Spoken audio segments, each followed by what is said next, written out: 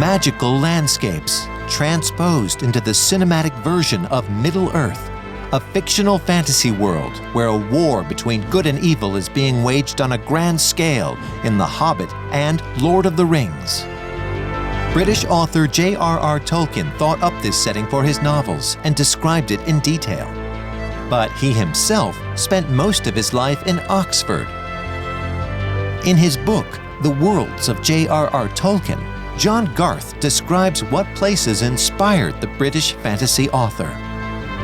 This is Merton College, Oxford, where Tolkien was Professor of English Language and Literature from 1945. This was when he was just nearing the end of writing The Lord of the Rings. He was writing the last two books, including the battle scenes at Minas Tirith, which is a fantastic medieval city. And if you're inside there, inside the quads, the quadrangles, it's very much like being inside a medieval city. But Oxford wasn't the only source of inspiration for Minas Tirith, the capital of Gondor. Literary works also played a role, such as the Divine Comedy by Dante Alighieri. This is an interpretation by Italian painter Sandro Botticelli. He just used whatever was convenient to him. He used the scenery around Oxford, the barrows, the standing stones in the hills around Oxford and things like that. He used, I believe, memories, scenes from walks he had been on to. Tolkien fused memories, fantasy, and reality together. And one place that surely inspired him was Farrington Folly Tower near Oxford. It resembles the towers of the elves, or the Tower of the Sorcerer Saruman in Isengard. So this is Farrington Folly. In 1936, a painting of the tower and the landscape was used by Shell Oil in its petrol advertising. And in 1937, Tolkien painted a now very famous picture of Hobbiton, the hill where Bilbo Baggins lives. And I believe strongly that if you look at that painting, you can see distinct similarities.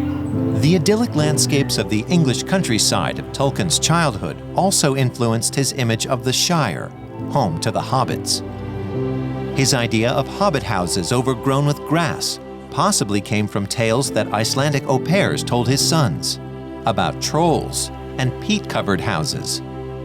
So places he had never seen himself also made their way into his fantasy world. Tolkien didn't travel much, but I think that was actually for practical reasons. He had a very, very memorable trip to Switzerland in 1911, and I believe he actually went up the River Rhine to get there on a riverboat. And both of these things seem to have inspired a great deal of what he wrote. I mean, any mountain scene in The Hobbit or Lord of the Rings goes back to that Swiss trip in 1911. One place in the Swiss Alps that stuck in Tolkien's memory was the picturesque town of Lauterbrunnen. The Rift Valley home to the elves was modeled after it. Later in the films, more visual touches were added. And Tolkien's voyage through the Rhine Valley also appears in his books, with the Anduin River. The pillars of the kings in Argonath may have been inspired by ancient statues, perhaps of Egyptian pharaohs.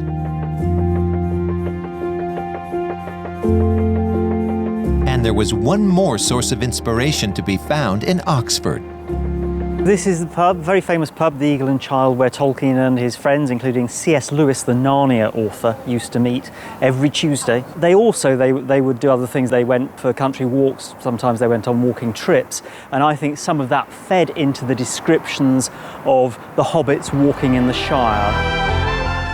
Even when the hobbits trek through the scenery of New Zealand, the influences of Oxfordshire are clear to see. With his books, J.R.R. Tolkien laid the foundation for a visually stunning world. And this goes to show just how far you can travel, even in your imagination.